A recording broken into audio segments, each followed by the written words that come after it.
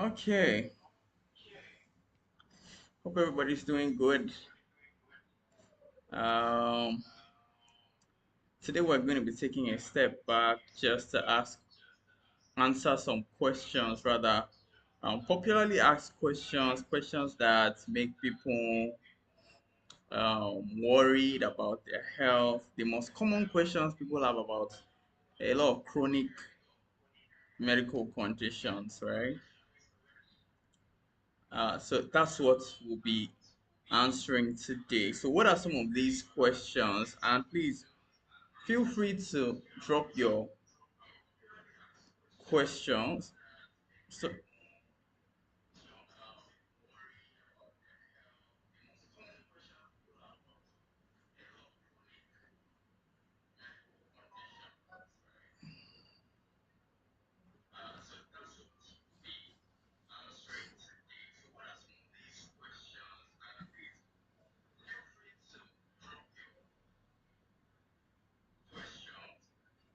yeah, okay, feel free to drop your questions on the WhatsApp channel, uh, and I'll be able to answer them.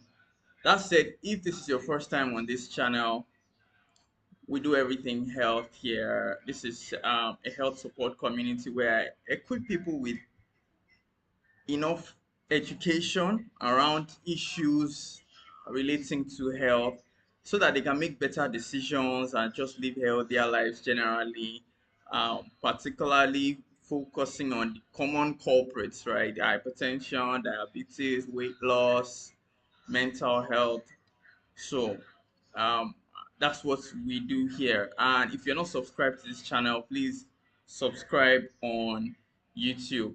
That would be absolutely amazing. It's what helps me know that people are following and the information I'm giving is useful to someone out there. So if you want to let me know that the information I'm giving out is helpful to you, please just subscribe and I'll appreciate that. So yeah, I give out free health education on this channel. But it's not limited to chronic conditions. Any other health issue, any other question that you want to ask about health, whatever it might be, you can always ask, and I'm available to answer. I'll definitely answer. So generally, everything health, just providing information, right? I guess that sums it up. Okay, now so the first, so one of the commonly asked questions that I get a lot is relating to BP drugs, and the common question is, okay, people say if you start, you have to continue using it for life. Um, that is not entirely true, and it's not entirely false. So the question is, if you are using BP drugs or if you start BP drugs, would you have to use those drugs for life? That's usually the question, and it affects the uh, what word will I use now? The enthusiasm or the willingness. There are definitely health benefits that have been identified with alcohol. On the other hand, there are a lot of health problems that have also been identified with alcohol. And so this creates a conundrum because now we have to weigh the risk, the benefits versus the problem. And this is where it's tricky because the amount of alcohol that you need to take to get those health benefits versus the amount of alcohol that you need to take to become a victim of the health problems of alcohol. You see, both in both situations, the quantity is almost the same. So it's unlike when you say, oh, don't take a drug too much so that it will not cause problems for you. For alcohol, it's not like that. Whatever quantity you want to take so that you can get the health benefits, that same quantity puts you at risk of liver disease, of heart disease, of high blood pressure, kidney disease, lung cancer, and the likes, right? So, sorry, did I say lung cancer? Liver cancer, sorry. Liver cancer and the likes. So, the exact amount of alcohol that's supposed to give you those benefits is the amount of alcohol that can put your health at serious risk. So, there's that. It's important to state that.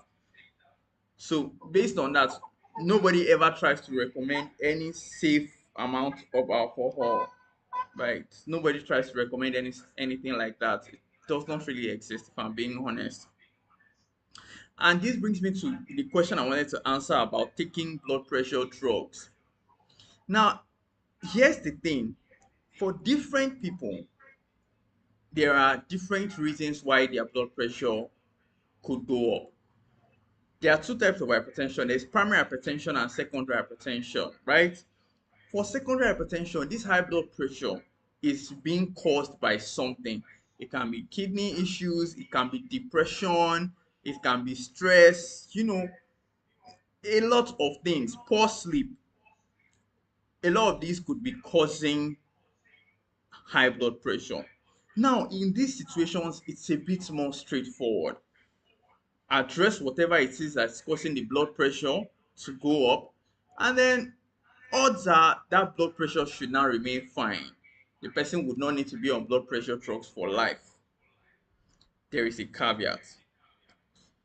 If this person has had this high blood pressure for so long that it has now caused other damages, such that there are now new factors pushing the blood pressure high, then what would happen is that even after you address the initial issue that caused the blood pressure to go up, that person's blood pressure will not come down. All right, it will not come down, it will still remain high. And so for that kind of person, it doesn't matter that you've treated whatever it is. That kind of person needs to be on blood pressure drugs for life. That's one. Two, the lifestyle changes. Now, I said there is secondary and there's primary hypertension, right? And we just explained the situations around secondary. For primary hypertension, where this person's blood pressure is high and might be due to a family history, there's no direct thing that is causing it to go high. In that case, the question will now be, okay, has this person tried to do lifestyle changes? One. Two, how bad is the blood pressure? So if you have someone who has tried to do lifestyle changes and the person is not getting results, that person needs to be on drugs for the foreseeable future. On the other hand, if you have someone who has not tried lifestyle changes at all, and let me inform you, lifestyle changes are very, very hard when trying to control your blood pressure. We're talking about sleeping well, that's 7 hours minimum. We're talking about taking food that has little or no salt at all. Your food will be almost tasteless. Yeah, we're talking about exercise. We're talking about enough rest apart from sleep. We're talking about watching your diet, especially in terms of the cholesterol, eating healthy. When you put all of this together, a lot of people cannot, especially working class people. They cannot. I still saw a patient whose blood pressure was 250 over 150, and the man was trying to say the reason he cannot go to the hospital is because he's the only one in Lagos and he doesn't have family members around. And I kept trying to explain to him that that's actually the more reason why you need to go to hospital, because you have responsibilities. If anything happens to you, what would those people do? You have your two legs, you can walk into a hospital. Nobody is willing, they are not carrying you on a stretcher into the hospital. So go and treat yourself. But you see, he's in a kind of work where he's always on duty, permanently at the station. They sleep and wake up on duty, which is crazy, by the way. And I think employers need to do better. Why would you have a situation whereby someone is permanently? It's just terrible. But you see, we cannot just blame the employer. The person himself who is going for that kind of job, he mentioned that he doesn't even have a place to live in Lagos. So the reason he even took that throw away all the lifestyle changes. No, we're not saying that. We're saying that you take up lifestyle changes to control your BP little by little while you are taking drugs. Then when you can fully implement them, you can now have a conversation with your doctor about whether or not you will be able to stay off drugs. Which brings me to something else. If you are a lot of people do this thing where they take drugs for a while for blood pressure and then they stop, and then they say the drug finished, that's why they stop taking the blood pressure drug. It's not like that. It's not like malaria drug that when it finishes you know you are done. No, for blood pressure drugs you need to go back to the doctor. Go back to the doctor and ask, oh, am I done? Can I still continue taking drugs? You need to ask. You cannot just stay on your own and stop the drug because the drug finished. You did not bother buying another one. You didn't see the doctor again. Okay? So it's all still tied to this mindset, this fear that people have that they don't want to be on drugs for life. But you can see there are a lot of situations involved. It's not straightforward that, oh, for everybody, once you start, it's for life. No, depends on the situation involved. So that answers the question of if you start blood pressure drugs, will you be on it forever? Right? There are different situations that would determine what the answer would be. Okay. So the next question that I'm going to answer, why does ulcer pain persist even if this ulcer is quote unquote treated? A lot of people ask this question. Oh, I treated the ulcer. Why is the pain still there? And like I said, quote unquote, they treated the ulcer. Here's what a lot of people don't understand. It's one thing to treat the cause of an ulcer. It's another thing to treat the ulcer itself. A lot of times, the cause of the ulcer, especially if it's a bacterial infection, people take antibiotics to kill the bacteria. Now, first question, did you complete the antibiotics? The antibiotics are supposed to be taken for 2 weeks. Now, let's even assume you completed the drugs, you treated the infection, you cleared the infection, and your test is now showing negative. Because that's the next thing I'll ask. Is your test now showing negative for H. pylori infection? So let's say you completed the drugs, is now showing negative, but you are still feeling that ulcer pain. Keep in mind, there are a number of quote unquote friends of ulcer. We have heartburn, dyspepsia, reflux disease, and all of them resemble ulcer. So a lot of times the pain you are feeling just looks like ulcer, but it's not necessarily ulcer. That's on one hand. On the other hand too, ulcer means that there is a crater. The infection, the H. pylori infection, was digging a small hole inside the stomach. Now you've killed the infection, all well and good, but that hole is still there. And it's not as if you can throw food inside your stomach and the food will go and block the hole, right? It doesn't work that way. So what a lot of people experience is the pain of the injury that is still there. That's what people still experience. And for that, the truth is, what you need to do is just lifestyle management. It's simple. Identify your triggers and avoid the triggers. It's not more complicated than that. identify the things that trigger that pain. For some people, it's gari. For some people, it's oranges. For some people, it's pineapple. Some people, it's soft drinks, Coke, carbonated drinks. That's what triggers it. For some people, it's beans. Right? I even know someone who gets triggered by rice. That said, the most common trigger is peppery foods. Peppery foods is the most common trigger of the ulcer pain.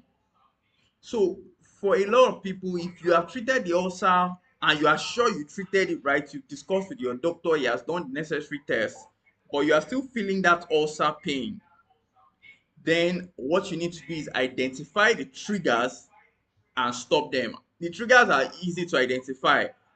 For a lot of people, oh, hunger is another very common trigger. Hunger and peppery foods. Whether or not you've treated the infection, if you are hungry or you take peppery foods and you have an ulcer in there, you will most likely feel the pain. All right. So, but aside those two, if you notice any other trigger, something that once you eat it, you feel that burning sensation after about 30 minutes or 1 hour, you feel that burning sensation in your stomach, then that is your trigger. You simply need to avoid that food as much as possible. Tennis, I'm trying to remember now. And there was a lot of controversy. Tennis, I'm trying to remember now. And there was a lot of controversy around the fact. Okay, I have a question here. My BP causes here. My BP causes panic attack mostly at night. If you have any symptoms from your blood pressure drug, so the question here says, my BP medication causes panic attacks mostly at night. Should I continue taking it? If you have any symptoms that you can directly link to your blood pressure drugs, you know that anytime you take this drug, you have this symptom, please report it to your doctor and you would need to stop the drug. There are some symptoms that are a bit expected. So for clarity, we have what we call side effects and we have what we call adverse effects. For example, I just spoke about ulcer. There was a time I took the ulcer drugs. My mouth tasted like rubbish.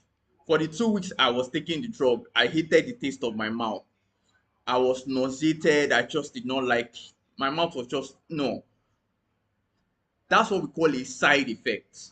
It's not harmful. It's just, well, something is going into your system and you are feeling it. However, an adverse effect is something that not only causes you to feel certain minor discomfort, but actually disturbs your body in a significant way. And a panic attack can be an example. Another one is cough. For some people, they take some blood pressure drugs and they start coughing. Now, there are a number of explanations as to why the drug might cause that symptom, right? There's that. However, you need to also be conscious that it could be that the dosage is too powerful for you. There is that possibility. It could be that that drug is not meant for you. It's just not meant for you. Listen, for every drug that comes out, they do a study. They get maybe 100 people or 50 people. What does it cause in A? What does it cause in B? They will categorize them. Okay, 50 of them do not have any complaints. 20 of them complain of stomach pain. 10 of them complain of vomiting. Right? So there's no rule that says because Mr. A took a drug and did not have any complaints, then Mr. B must take the same drug and should also not have any complaints. No, it is possible that the drug is just not for you. As simple as that. It's not even complicated, right? And that is aside the fact that we could be talking about dosage issues, or could it be a wrong prescription? Could it be that you are taking a fake drug? Could it be that you went to a pharmacy and the pharmacist did not understand what the doctor wrote? Or could it be that the pharmacist was distracted and gave you a different drug? So you see, there are so many things involved. And like I said, even if it's the actual drug, what if it's just not for you? It's not going well with your system. And you cannot ignore symptoms, because symptoms could be a warning sign of a more serious issue happening underneath. It could be that your system has changed since when those drugs were prescribed initially, and the doctor needs to review the drugs. All right. So that's the reason why we don't just tell someone, go and take drugs, bye bye for life. No, you need to come back for reviews. So for this situation, I recommend check your blood pressure. If it's not sky high, if it's not terribly high, you can put the drug on hold and see your doctor immediately. I did not say stop the drug today then see your doctor next week Sunday. No, that's too far. So stop the drug, try and get to the hospital as soon as possible.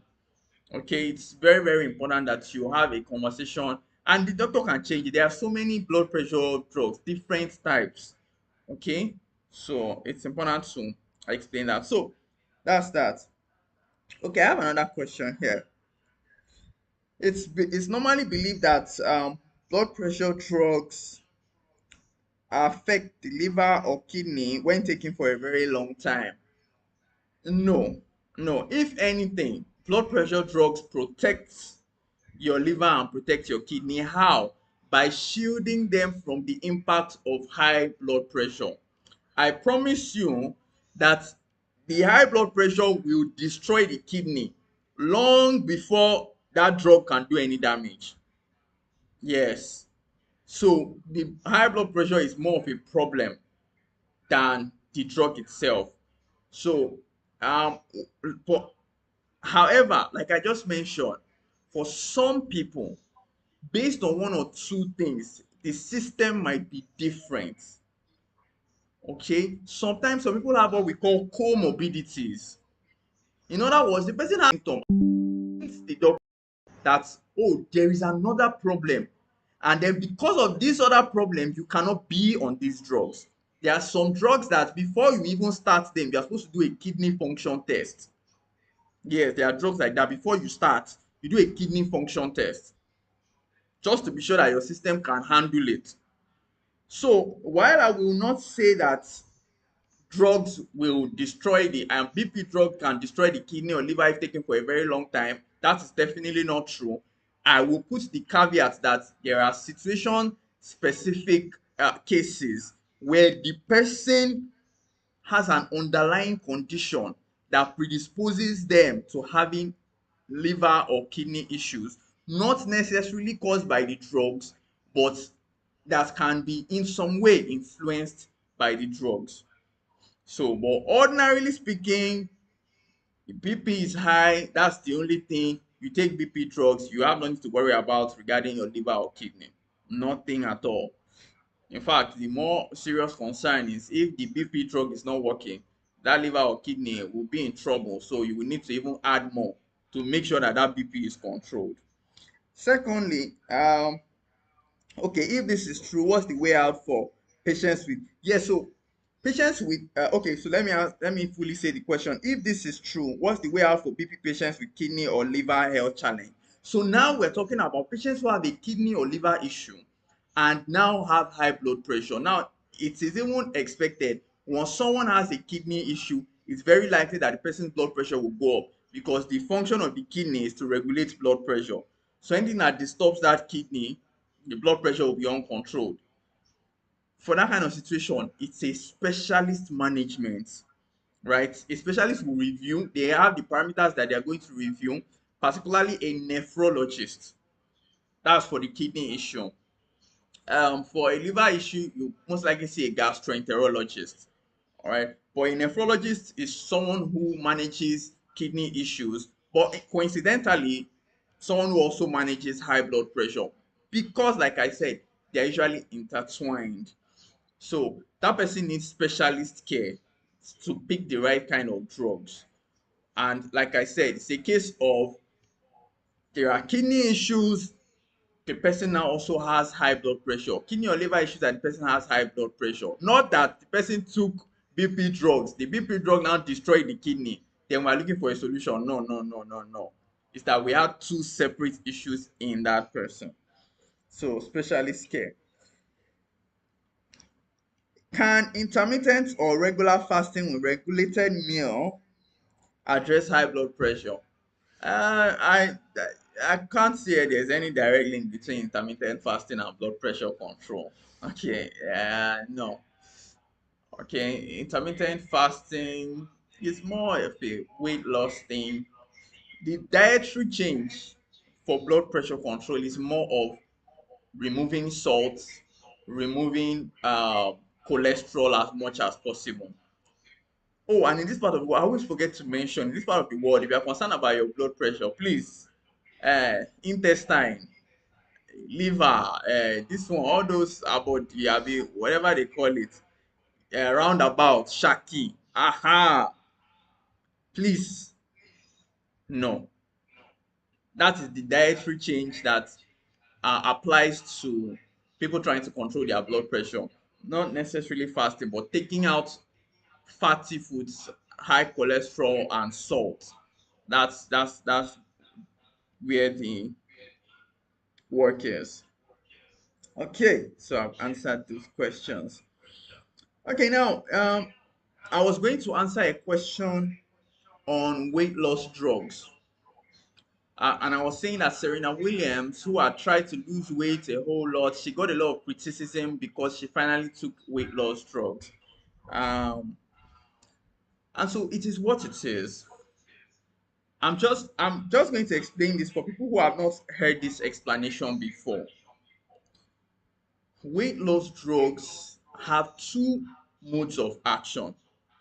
Number one, if there is a problem with your metabolism, there is a problem with your body, you are not fat for ordinary reasons, you are not fat because of your lifestyle or what you eat. In fact, let's just say you are unexplainably fat, then yes, there are drugs that can be given to address that. And some people might call this weight loss drugs. I wouldn't, because these drugs are proud, they have their own name, they have their class, they have what they do.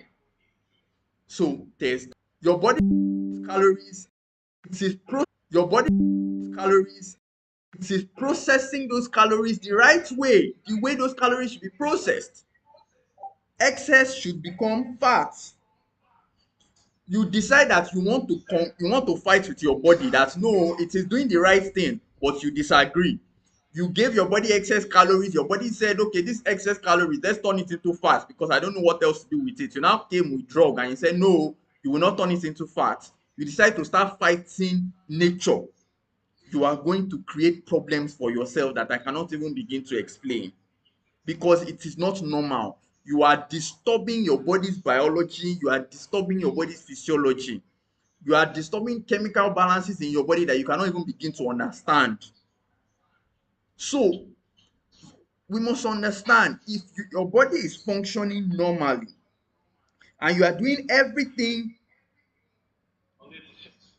you are supposed to do, but you are not losing weight, you have done your part, you see a doctor, and then there is actually a problem that has been identified as to why you are not losing weight, then yes, the drugs can come in. But if there is nothing, if you are the one putting excess calories in your body, you are not exercising, you are not doing all you should do to lose weight, and then you now want to use drugs as a shortcut, in many cases it doesn't end well. In many cases, in fact, this is one that can really disturb your liver, your kidney, it can cause a lot of problems. So please, for anyone trying to take drugs for weight loss, I never encourage it. I always discourage. Please do not use pills as a shortcut for weight loss. You can only take drugs when there is actually a medical problem that you are trying to treat, so that your body can function normally and you will lose weight. But if your body is already functioning normally and the problem is you are not giving it a shortage of calories, you are giving it plenty calories, then you deserve to be fat. There's no shortcut. You deserve that fat that you are seeing. You deserve it. Don't look for any shortcuts so that you won't put yourself in trouble. Okay. And this brings me to the last question. Please, if anyone has any other question, you can type it on the group. This is the last question I have here. What is the fastest way to lose weight? What is the fastest way to lose weight? Okay, this is the last question I have here. Before that, I just want to touch on something quickly. Can diabetes be cured? That's a very important question I get a lot. Can diabetes be cured? Diabetes is a situation whereby there's excess sugar in the blood. For this one, I would say yes. I would say yes, it can be cured. However, there is no scenario in which someone with diabetes can be so cured that they can go back to eating whatever rubbish they want to eat. There's nothing like that. So the cure we're talking about is lifestyle changes and a prolonged lifestyle management of diabetes. Okay, there are things that you will need to be doing. Now the issue usually is that a lot of people can't do these lifestyle changes. That is often the problem. Okay, but yes, if you do everything you need to do in terms of lifestyle changes, you use drugs, for some people, emphasis, not for everybody, for some people they will get to a point where they don't need the diabetes drugs anymore. In fact, they get to a point where the diabetes drugs are making them very weak, almost like they want to faint. Okay, so it's important. Then another thing to keep in mind is it depends on the type of diabetes. There's type 1 diabetes and there's type 2 diabetes, so that's something to keep in mind. But yes, for some people it can cure. Now to the last question I was about to answer: what is the fastest way to lose weight? The fastest way to lose weight is, one, identify the reason why you gained weight, and then two, address it. You need to look back at your life the last 5, 6, even 10 years, because it's things you were doing every single day. You need to identify them, find them, and then address those things. That is the fastest way for anybody to lose weight. So you can see it's not generic. There is no one size fits all. And I've said this so many times. The minute you can identify the things you have been doing for the last few years, the last 5 years or 10 years, that are responsible for your weight gain, and actively start addressing them, I promise you, you will lose weight.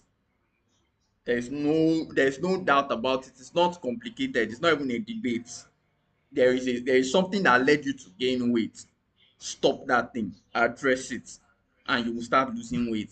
The logic is simple. What you want to do is create a shortage of calories, so that when your body needs energy, it can go into the body and pick fat, break that fat down, and generate energy, and you start losing weight. So you always want to create a shortage of calories for your body, but you want to do it in a healthy way. And this brings me to something I have in mind to discuss very soon.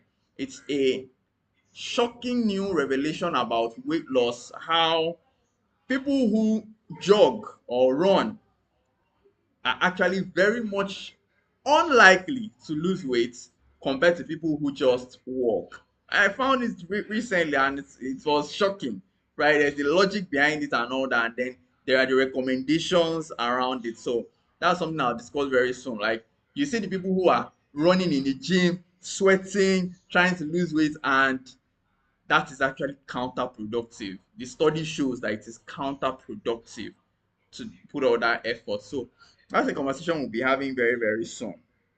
Okay, we'll be having a conversation very, very soon. I like it because that study revealed how easier methods are more efficient when it comes to weight loss. So let me not spill the beans on that. Let's not go into that because that's a long conversation.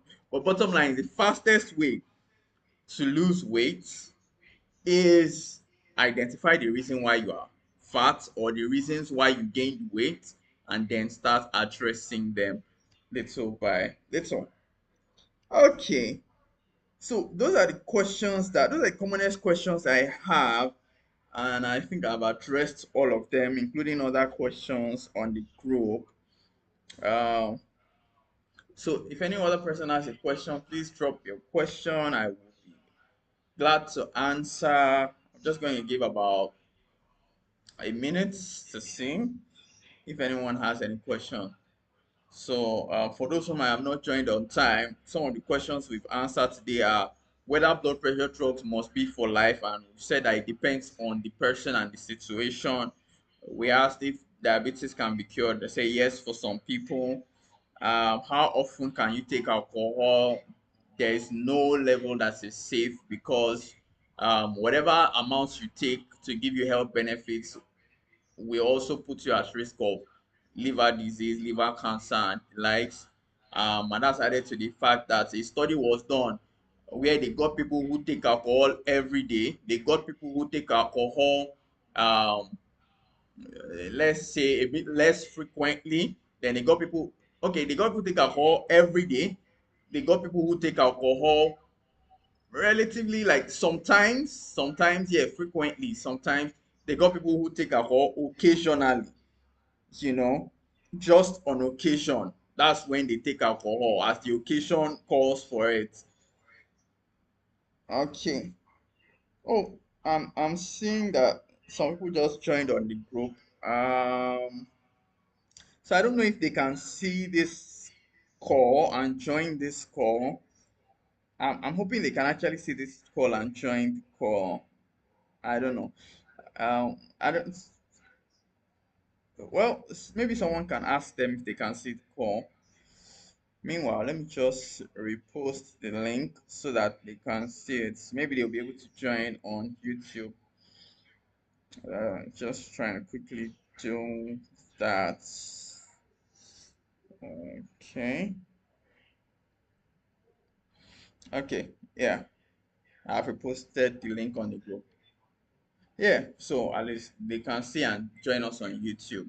So they got people who take alcohol every day. That's the chronic alcoholics. They got people who take alcohol sometime, maybe twice a week. They got people who take alcohol occasionally, wedding, once in a month, and all that. And they realize that all groups had a certain percentage who had liver problems, brain problems, liver cancer, and a lot of other diseases.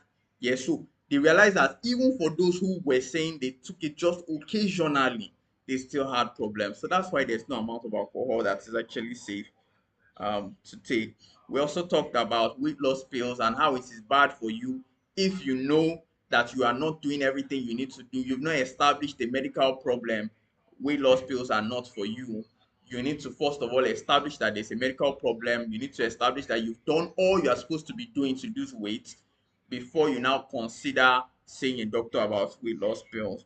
We talked about why ulcer pains persist, that the ulcer is still there, and then you need to identify the things that trigger that pain and address those things. And then we talked about the fastest way to lose weight, identify the cause of the weight gain, and then treat that thing. All right, what made you gain weight over the last 10 years? Go and check your picture from 10 years ago and look at the picture now. There is no weight. It was not a spirit that made you gain that weight. You were doing something between 10 years and now. There are some things you've been doing. What are those things? Confess, tell the truth, and shame the devil. Okay, admit to yourself what those things are and then start adjusting. Okay, and I think that brings us to a close. Like I said, the one I have for next week is something really special, right? How the easier ways to lose weight are far more efficient than going to sweat at the gym and running and all that, and how that is counterproductive. So that's something that I look forward to discussing with everybody. And what is being recommended as an alternative to doing exercises, like someone that wants to die because you want to lose weight, right? So there are alternatives to that. It's still exercise, but you are not meant to be feeling as if you want to die just because you're on a weight loss journey. Okay, so I'm going to be downloading that next week. Okay, with these few points of mine, I believe that everybody is good. There are no questions. Um, I'm going to tell myself it's because I'm a very good teacher. They say if you don't have questions, either you're a very good teacher or your students they don't understand anything at all. I'm going to believe that I'm a very good teacher and everybody understood very well. Thank you all for your time this afternoon. Have a wonderful week. Since there are no other questions, we will call it a day. So thank you all very much. And to the people who joined, well, they should watch the YouTube link. So for anyone who knows any of the people who have just joined, please just tell them to watch the YouTube video, or at least they'll be able to listen to the YouTube audio because this on internet it was doing somehow. So I don't know whether it carried